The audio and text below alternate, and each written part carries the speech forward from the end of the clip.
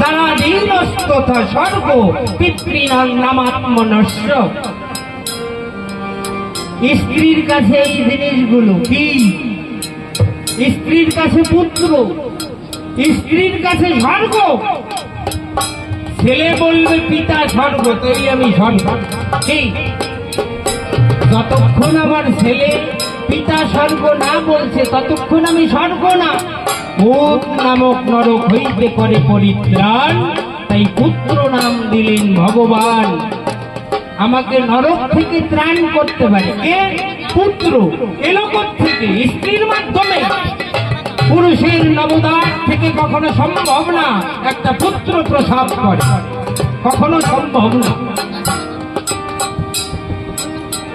স্ত্রীর প্রাধান্যতা বলতে চেষ্টা করছি, আমরা দাম দেই না যার যার স্ত্রীকে। এইখানেই বড় ভুল করছি, এইখানে বিরাট ভুল করে বসি।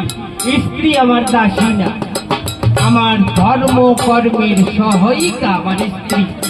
আমরা স্ত্রীকে দাসী ভেবে নিজে দাস হয়েছি। রাজার বউ যদি রানী হয় তাহলে রানীর বর রাজা, আর পিশাচির বর পিশাচ, পেতনির বর ভূত। স্ত্রীকে দাসী ভেবে আমি দাস হয়েছি। এই দাসী আর দাসের ভিতর থেকে কি রাজপুত্র আছে? কখনো সম্ভব না।